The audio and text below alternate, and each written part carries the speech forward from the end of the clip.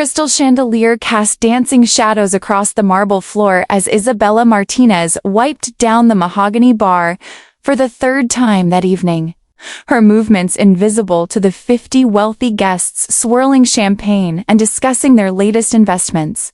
29 years old and barely 5 feet tall, she had perfected the art of becoming furniture present but unnoticed, essential but unacknowledged. The Pemberton mansion buzzed with excitement as New York's elite gathered to meet Chef Laurent Dubois, the Michelin-starred culinary genius whose latest restaurant had a 6-month waiting list and whose presence tonight was meant to elevate Mrs. Pemberton's social standing to unprecedented heights. Chef Dubois commanded the center of the grand ballroom like a king holding court, his pristine white chef's coat gleaming under the lights as he gestured dramatically while describing his latest creation, deconstructed bouillabaisse that had earned him international acclaim. Isabella paused in her cleaning, her practiced ear catching fragments of his heavily accented English as he dismissed American cuisine with a wave of his manicured hand. Z's country, it has no real food culture, he declared to the circle of nodding socialites. Everything is processed, artificial. Without soul. Real cooking, cessed an art form that requires generations of tradition. The guests murmured their agreement. Desperate to align themselves with his sophisticated perspective, Mrs. Pemberton, a rail-thin woman whose jewelry probably cost more than Isabella's annual salary, practically glowed with pride as she introduced the chef to another circle of admirers. Isabella had worked for the Pembertons for 3 years, arriving at 6 each morning and leaving after midnight during their frequent entertaining. Yet she doubted Mrs. Pemberton even knew her full name. To them, she was simply the help, a pair of hands that appeared when needed and vanished when not. Isabella continued her methodical cleaning, moving between the guests like a ghost, refilling water glasses and collecting empty plates. Her grandmother's voice echoed in her memory, speaking in rapid Spanish about the sacred nature of feeding people, about how food carried the stories of those who came before. Abuela Rosa had taught her that cooking wasn't just about ingredients, it was about love, memory, and the invisible threads that connected generations. But those lessons felt like dreams now, buried under years of survival and the practical necessity of keeping her head down and her mouth shut. The irony wasn't lost on her that she spent her days in kitchens belonging to people who thought food came from expensive restaurants and gourmet markets. The Pemberton's kitchen, with its professional-grade appliances and imported marble countertops, remained largely unused except for reheating takeout or preparing simple breakfast items. Mrs. Pemberton proudly announced at every gathering that she didn't cook, as if the skill was beneath her station, something to be left to hired professionals or invisible servants. Chef Dubois's voice rose above the general chatter as he criticized a local restaurant's attempt at French cuisine. "J'ave no understanding of Z fundamentals," he proclaimed, his tone dripping with disdain. "American cooks, Z think good food is about expensive ingredients and fancy presentation. But Z cannot create what we call l'âme de la cuisine, Z soul of cooking. Z's requires not just technique, but heritage. Tradition passed down through generations." Isabella's hand stilled for a moment as she wiped down a side table, his words hitting her like a physical blow. Her mind flashed to her great-grandmother's kitchen in New Mexico, where clay pots held secrets passed down through 4 generations of women, where spices were ground by hand and recipes lived in fingertips rather than cookbooks. She thought of the mole her abuela had taught her to make, not the simplified versions found in restaurants, but the authentic 17-ingredient masterpiece that took 2 days to prepare properly and carried flavors that most modern palates had forgotten existed. The sound of laughter pulled her back to the present as Chef Dubois regaled the crowd with stories of cooking for European royalty. Isabella resumed her cleaning, but something had shifted inside her. For the first time in months, she felt the familiar tingling in her fingertips that came when she thought about real cooking, not the simple meals she prepared for herself in her tiny studio apartment, but the complex, soul-satisfying dishes her family had perfected over generations. As the evening progressed, Isabella noticed how the guests hung on Chef Du Bois's every word, desperate for his approval and validation. They spoke of food like tourists describing a foreign country they'd visited once, with enthusiasm but without true understanding. None of them seemed to realize that the simple Mexican woman cleaning their glasses had grown up in a tradition far older and more complex than anything they'd experienced in their upscale dining adventures.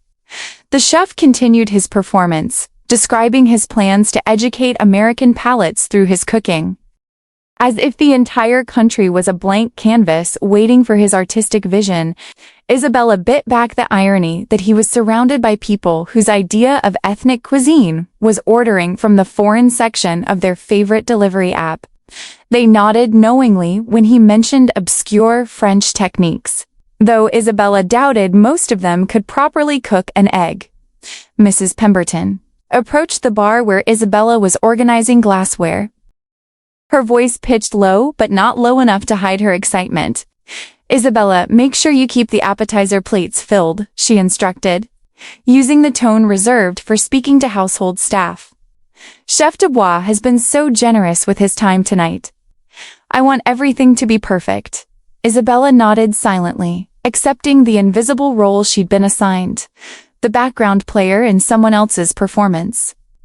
As she moved through the crowd, Isabella caught glimpses of conversation that revealed how little these people actually knew about the food they claimed to appreciate. They used buzzwords like molecular gastronomy and farm-to-table, without understanding the fundamental principles behind either concept.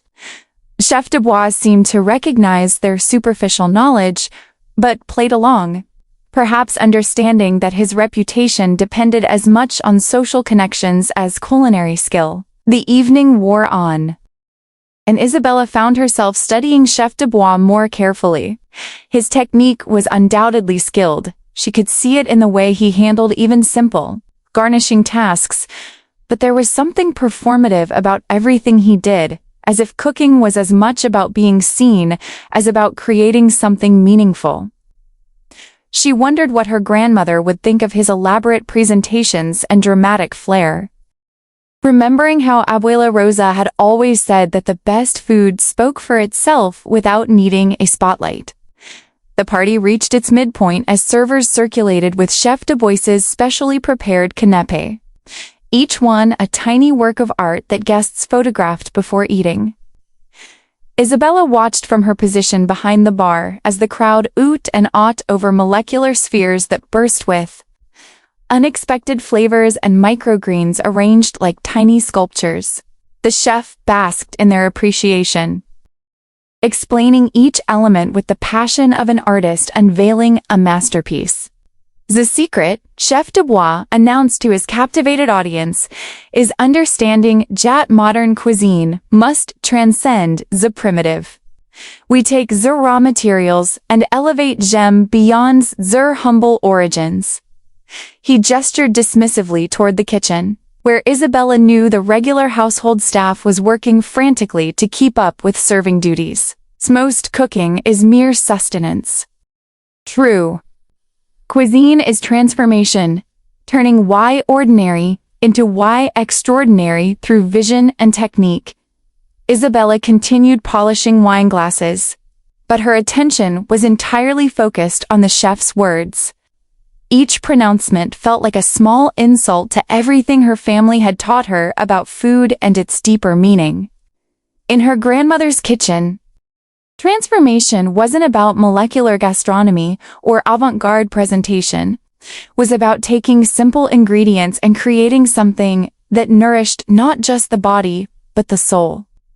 The mole negro her great-grandmother had perfected wasn't primitive.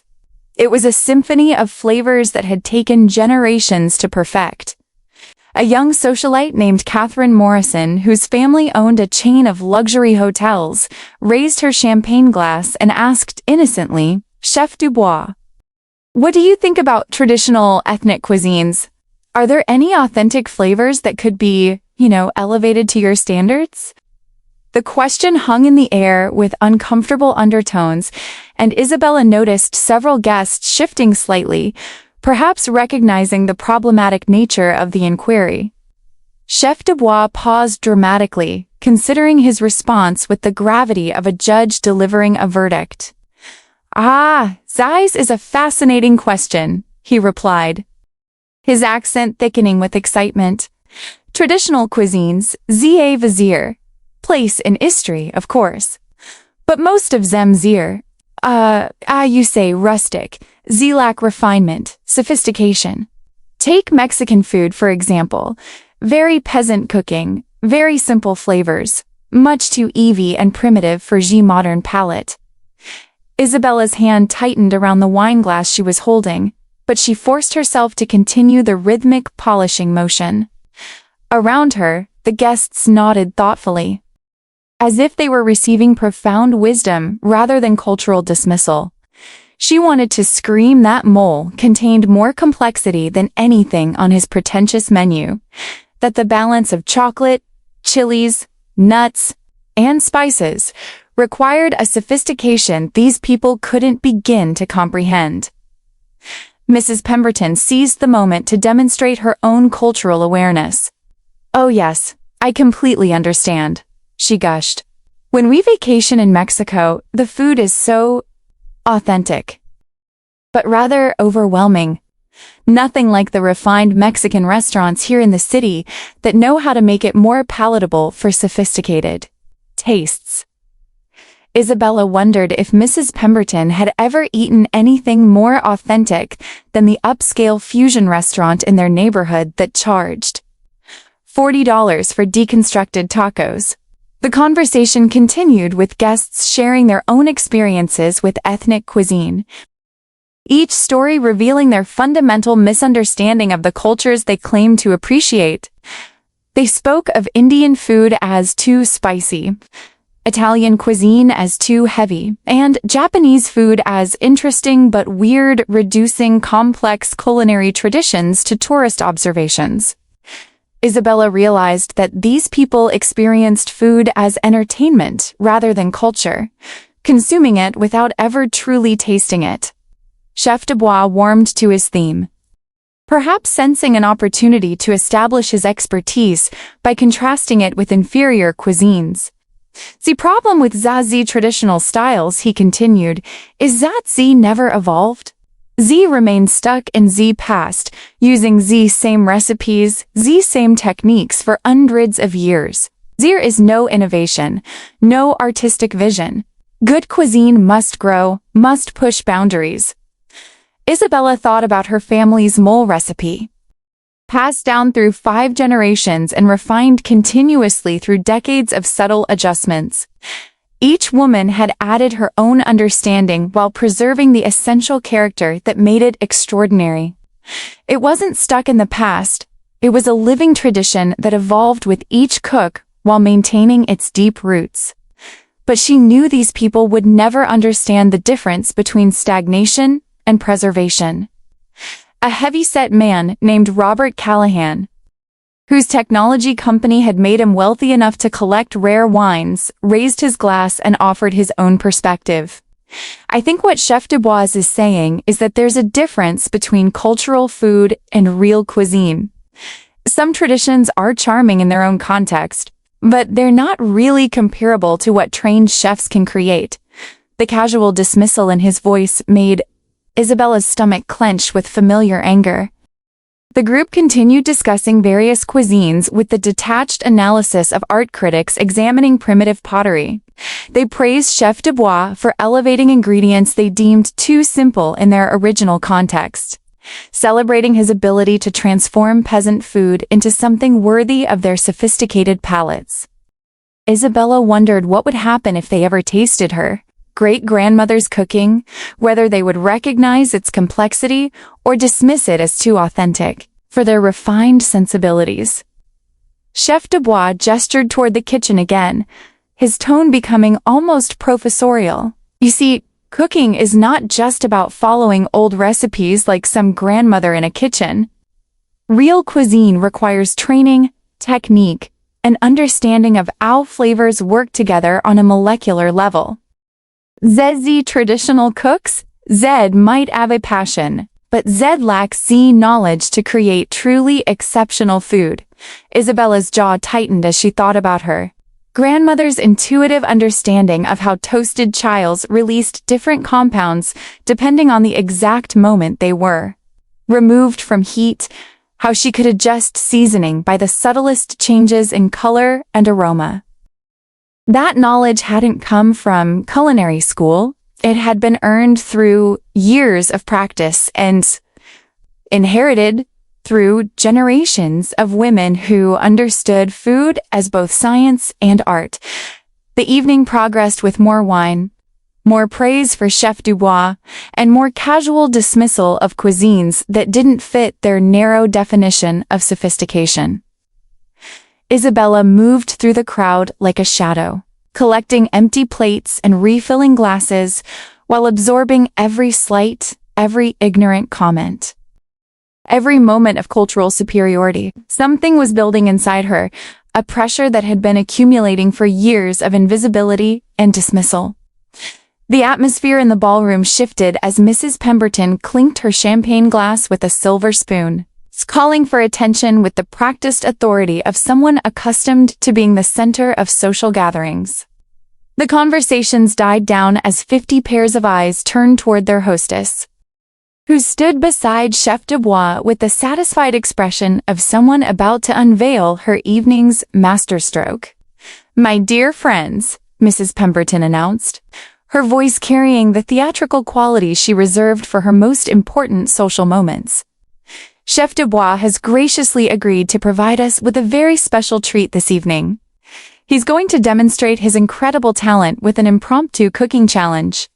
The guests murmured with excitement, setting down their drinks and moving closer to form a semicircle around the portable cooking station that had been wheeled into the ballroom.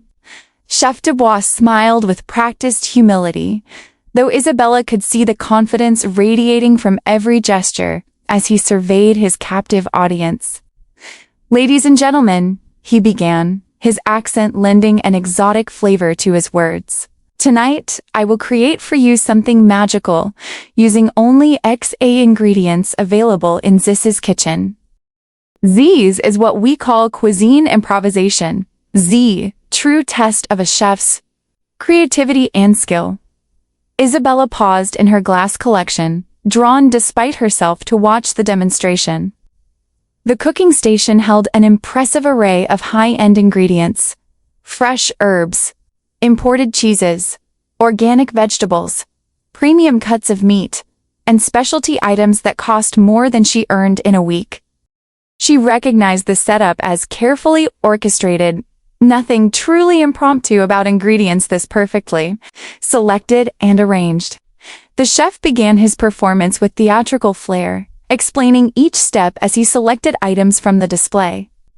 "First, we must understand our canvas," he declared, holding up a piece of lamb tenderloin like a precious artifact. "Then we build layers of flavor, but not too many, never too many. The mark of amateur cooking is confusion of tastes. Sophistication is about clarity, precision, the ability to make each element sing in harmony." Mrs. Pemberton beamed with pride as her guests watched with rapt attention, their phones out to capture every moment of the culinary performance. Isabella noticed how they treated cooking like theater, something to observe and applaud rather than participate in. She wondered how many of them had ever stood in a kitchen long enough to understand the meditative rhythm of prep work or the intuitive adjustments that separated good cooking from great cooking. As Chef Dubois worked, he continued his commentary on the superiority of trained technique over traditional methods. "You see, I sear the meat at precisely the right temperature," he explained, the lamb hissing against the hot pan. These is not something you learn from watching your mother or grandmother. These requires understanding of the Maillard reaction, the science of protein denaturation. Traditional cooks, they might get lucky sometimes, but they do not understand why zings work. Isabella felt her grandmother's voice whispering in her memory. How? Abuela Rosa had taught her to listen to the sound of meat hitting the pan, to smell the exact moment when the searing was perfect, to trust her senses rather than thermometers and timers. Her family's cooking might not have used scientific terminology, but it was based on generations of empirical knowledge passed down through women who understood food at a cellular level. The performance continued with Chef Dubois creating what he called a modern interpretation of rustic cuisine: lamb with microgreens, a foam made from imported mushrooms, and artistic drizzles of reduction sauces. Each element was precisely placed with tweezers, creating a plate that looked like abstract art. The guests applauded enthusiastically when he presented the finished dish. Though Isabella noticed that the actual portions were so small, they barely constituted a few bites. "Magnifique!" exclaimed Mrs. Pemberton, though Isabella suspected she was responding more to the presentation than the taste. The chef had created something beautiful, undoubtedly skillful. But Isabella found herself wondering about substance beneath the style. Her grandmother's food had never needed artistic plating because the flavors were so compelling, they spoke for themselves. As the demonstration wound down, Robert Callahan raised his hand like a student in a lecture hall. "Chef Dubois, this has been incredible, but I'm curious, do you think anyone here could replicate what you just did? I mean, without professional training. Is it even possible to create real cuisine?" The question was clearly intended as a compliment, but it carried an undertone that made Isabella bristle. Chef Dubois laughed, a sound that contained just enough condescension to make Isabella's hands clench into fists. "Oh, that would be very unlikely," he replied, surveying the crowd with benevolent superiority.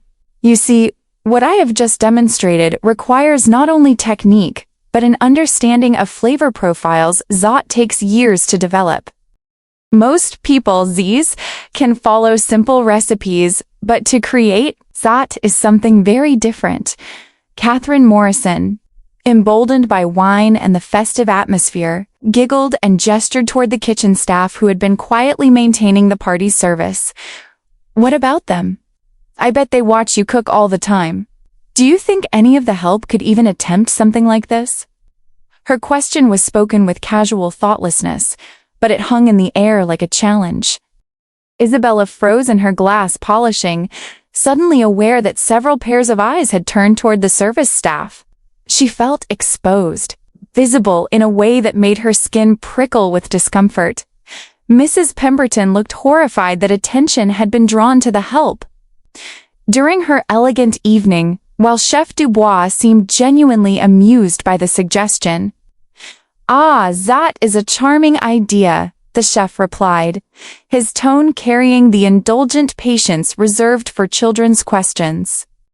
"But you must understand, cooking is not just about watching. It requires palate development, technical knowledge, artistic vision. These are not skills that can be learned by observation alone. Even the most talented amateur would struggle to create anything approaching professional quality." The guests laughed politely, ready to move on to other entertainment, but Catherine seemed determined to pursue her tipsy inspiration. "Come on, it would be fun, like a reality show. Pick someone from the staff and see if they can create anything edible using the same ingredients." She looked around the room with the enthusiasm of someone who thought she'd invented a delightful party game. Mrs. Pemberton's face went pale as she realized her carefully orchestrated evening was veering toward potential social disaster. "Catherine dear, I don't think," she began. But Chef Dubois held up a hand with the confident smile of someone who had never met a challenge he couldn't turn to his advantage.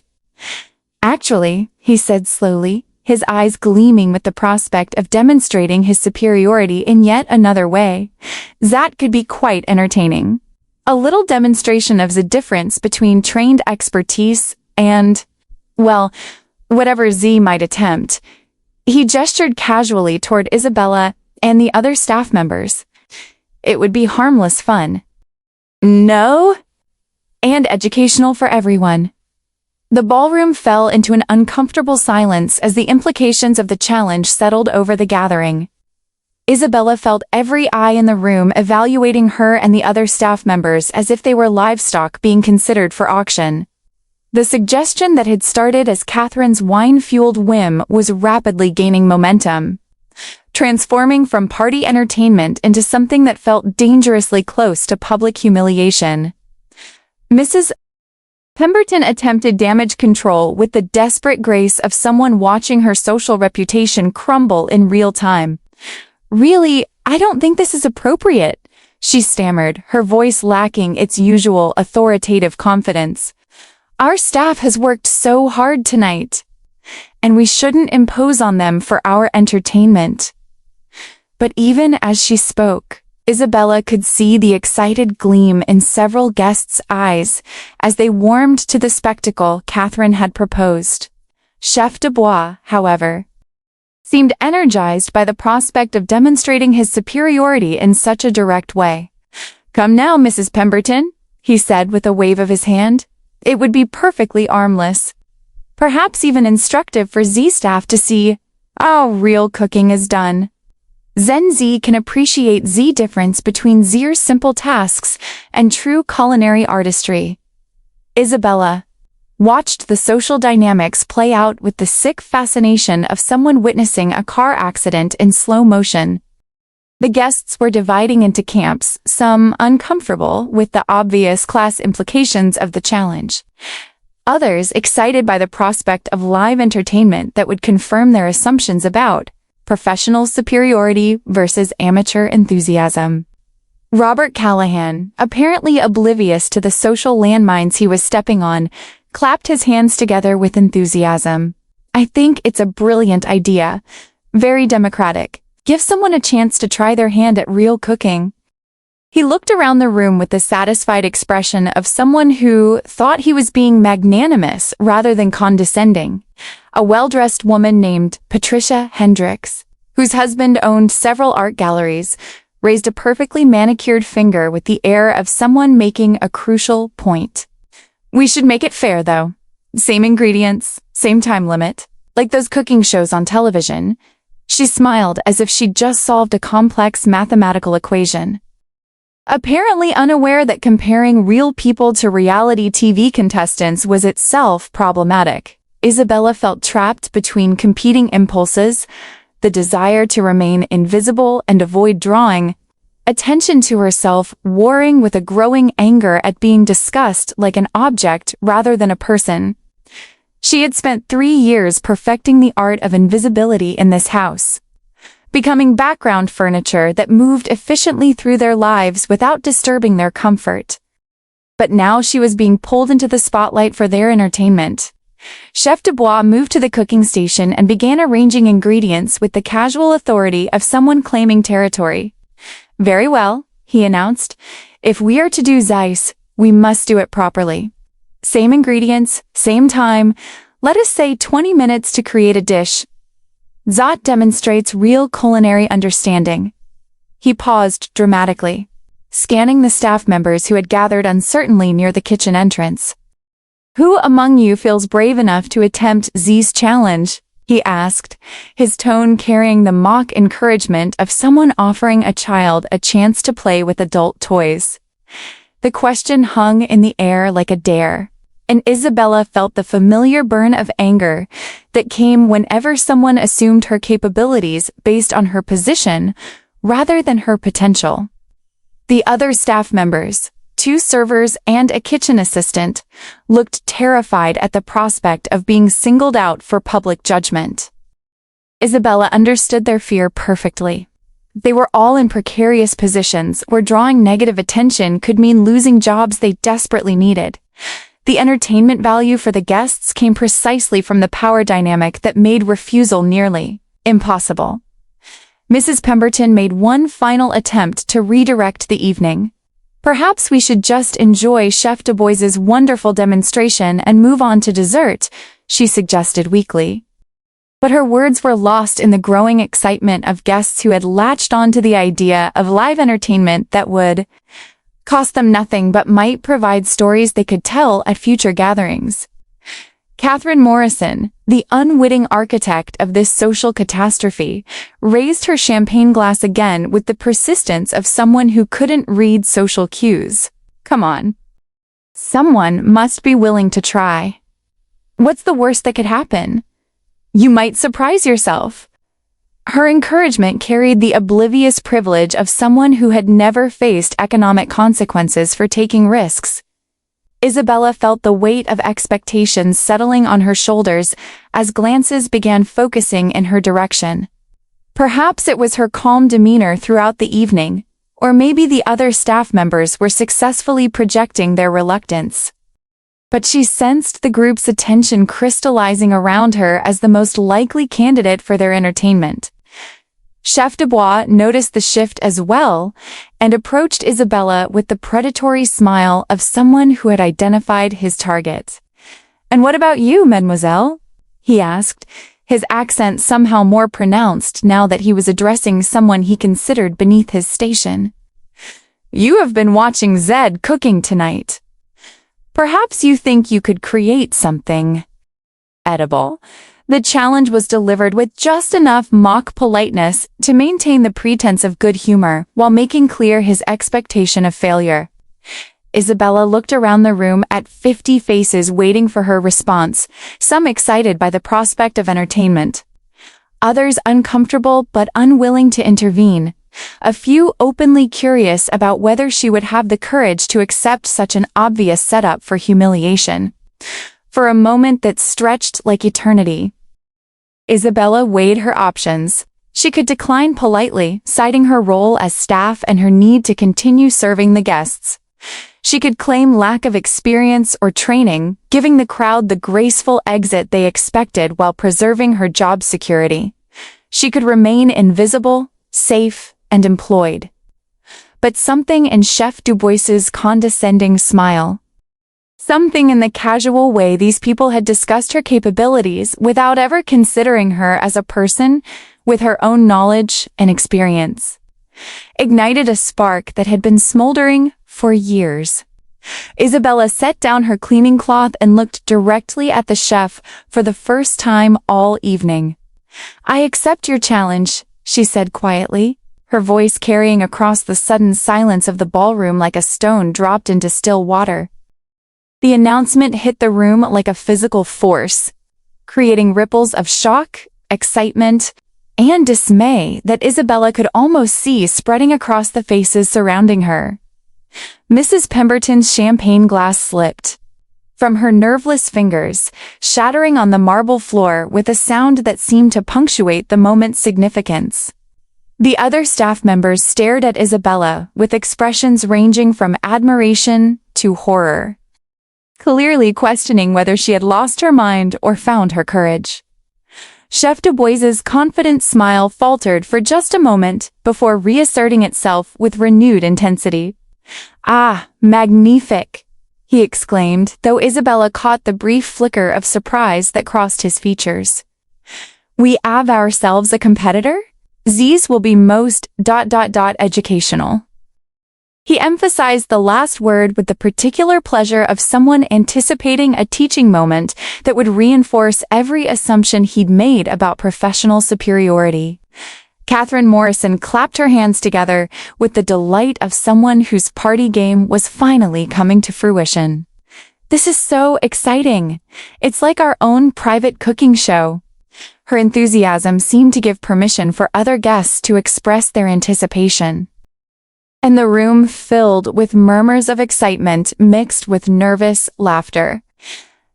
Isabella moved toward the cooking station with steady steps, though her heart was pounding with a mixture of terror and exhilaration.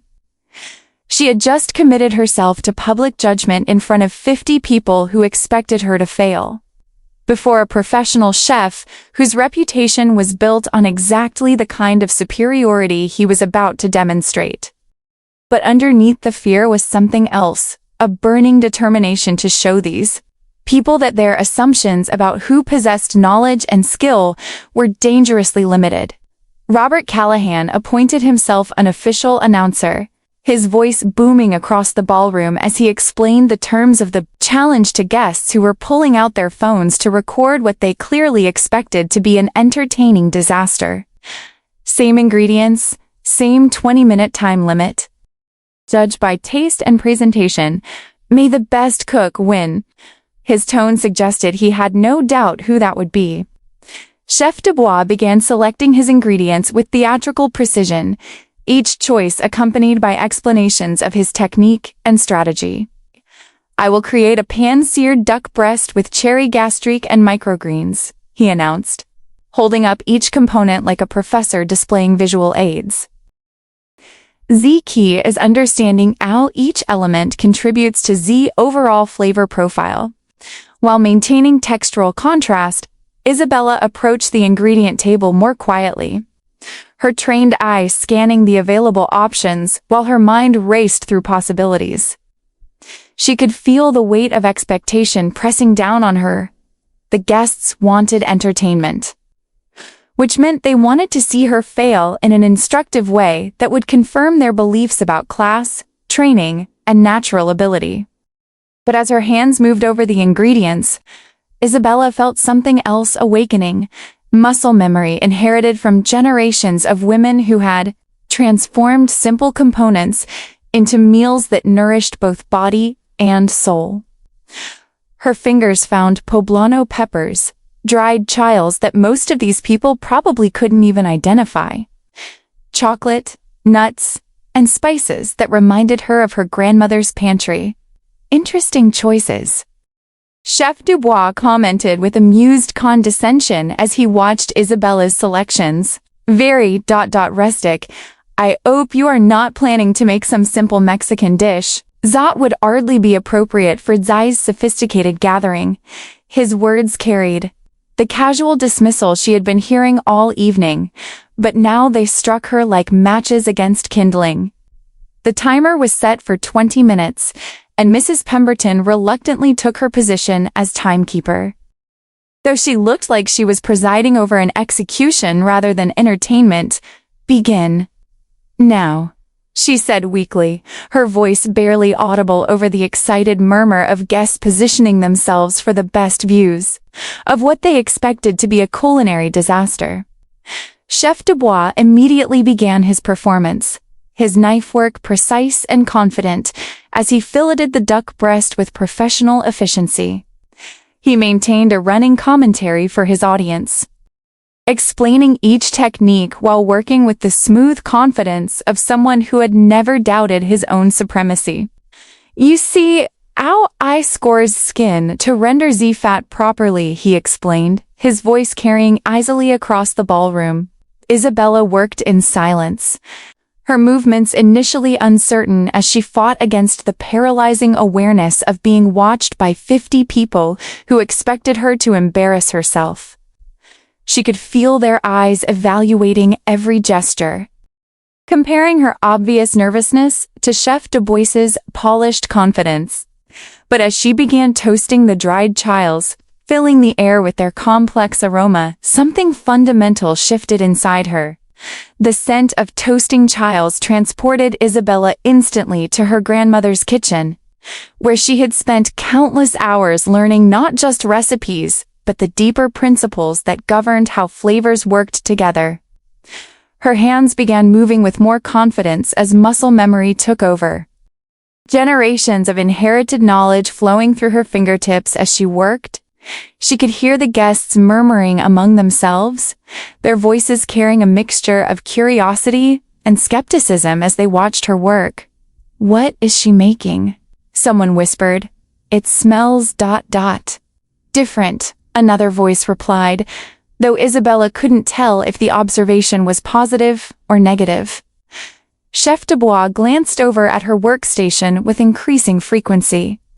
His confident commentary beginning to show slight strain as he tried to identify what she was creating. The familiar ingredients he had expected her to use in predictable ways were being combined in methods that clearly puzzled him, though he maintained his superior demeanor. 17 minutes remaining, Mrs. Pemberton announced, her voice tight with anxiety as she watched Isabella grind spices with the mortar and pestle she had found in the kitchen. The rhythmic sound seemed to hypnotize some of the guests who had perhaps never seen spices prepared from scratch. Isabella felt the familiar alchemy beginning as she built the base of her sauce. Each component added at precisely the right moment in a sequence that had been perfected over generations. The poblanos were charred and peeled, their smoky sweetness forming the foundation. The dried chiles added layers of heat and complexity that most palates had never experienced.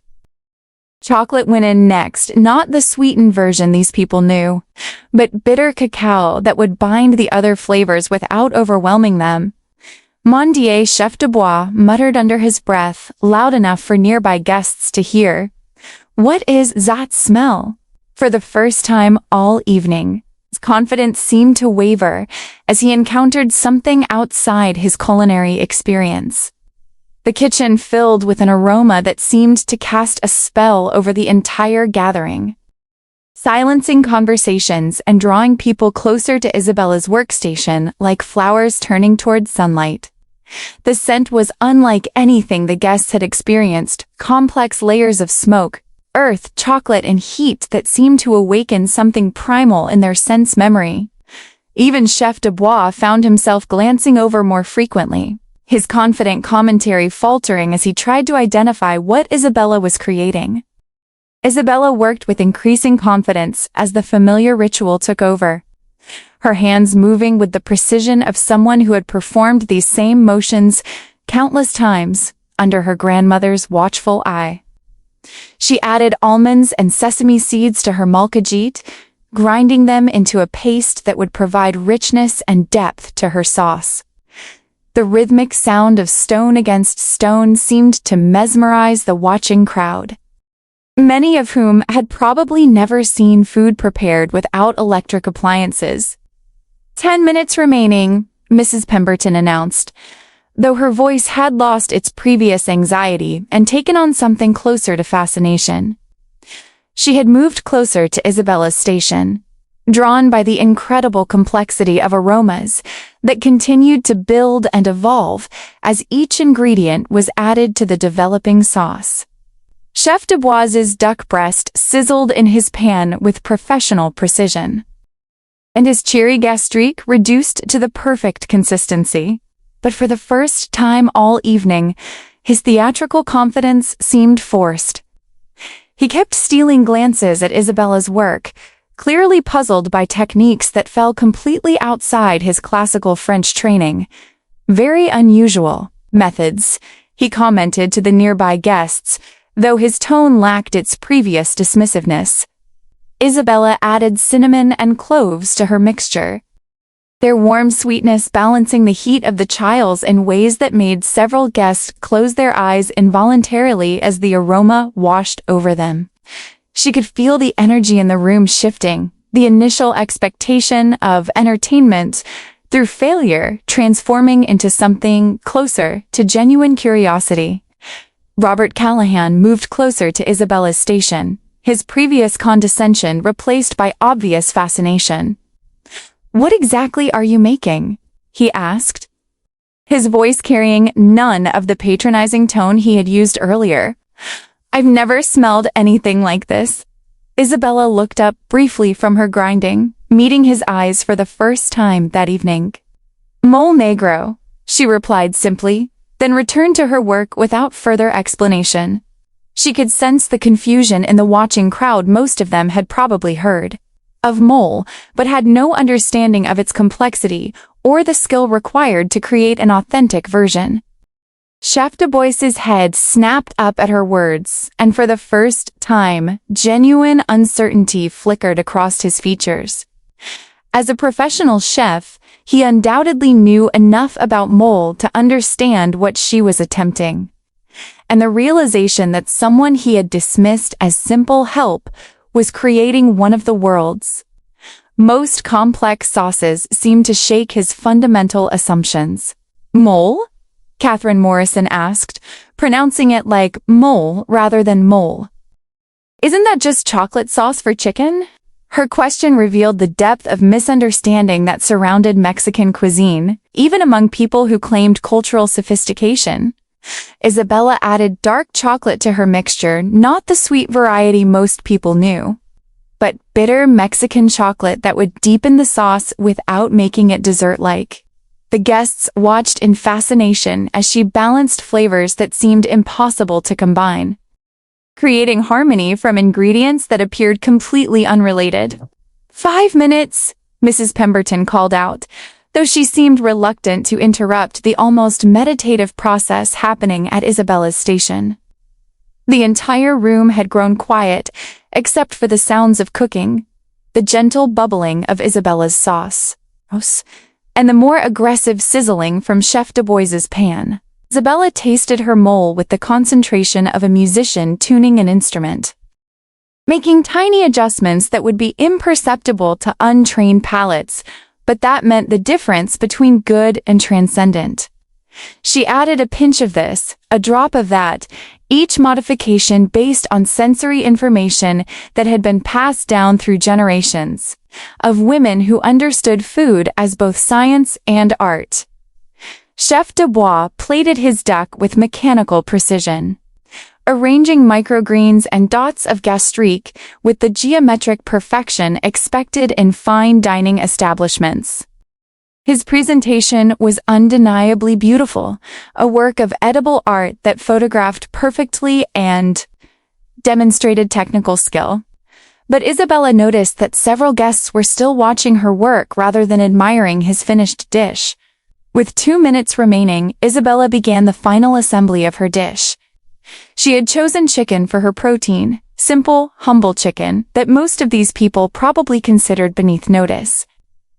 But as she ladled her complex mole over the perfectly cooked meat, the sauce clung with the proper consistency and released aromatic clouds that made several guests actually step closer to inhale more deeply.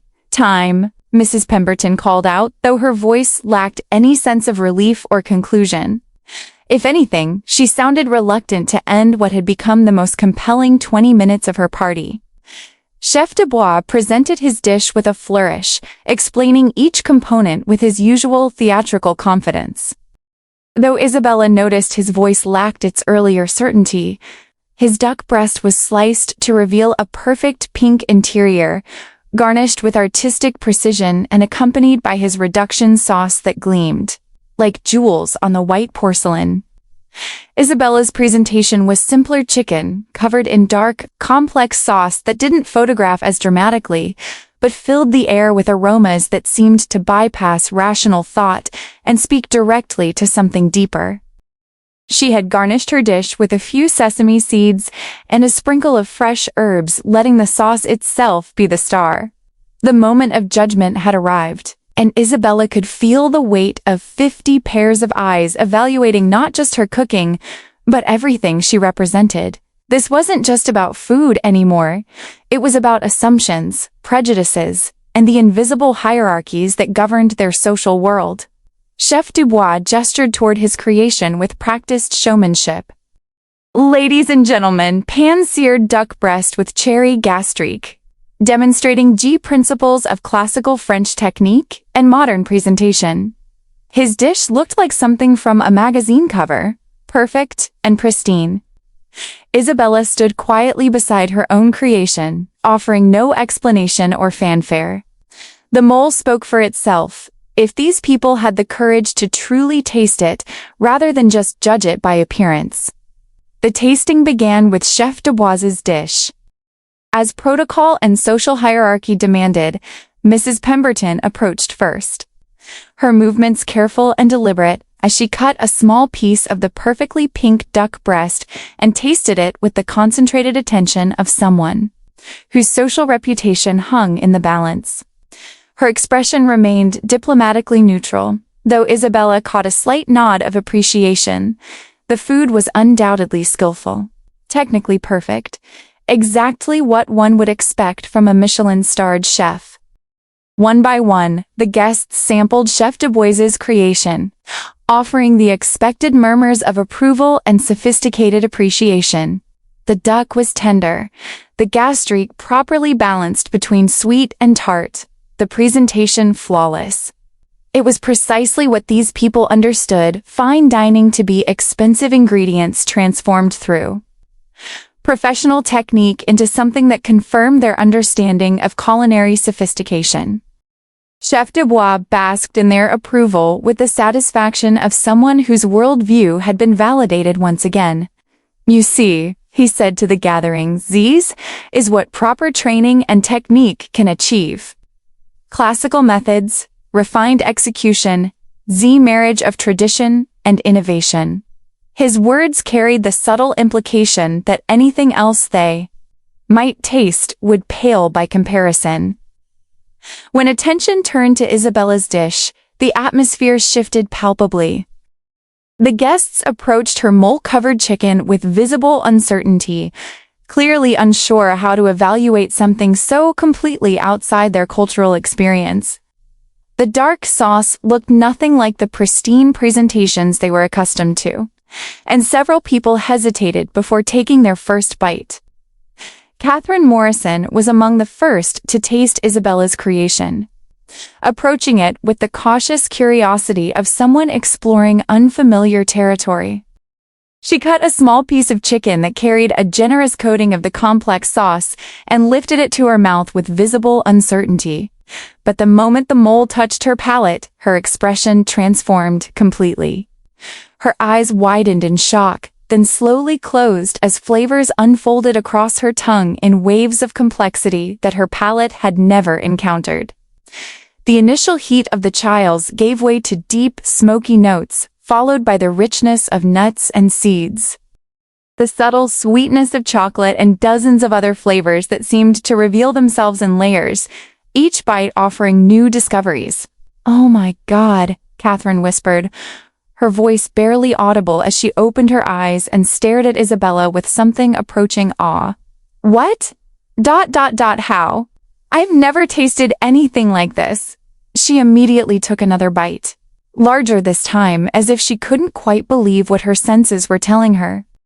The reaction rippled through the crowd as other guests tasted Isabella's mole and experienced the same revelation.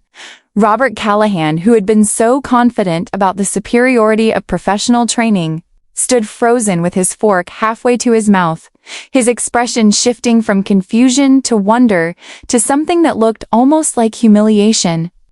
Patricia Hendricks, the gallery owner's wife who had earlier discussed elevating ethnic cuisines, actually gasped audibly after her first taste. "This is double quotes," she began, then stopped, apparently unable to find words adequate to describe what she was experiencing. The complexity of the mole was unlike anything in her culinary vocabulary, more sophisticated than the finest French sauces, more nuanced than anything she had encountered in the most expensive restaurants.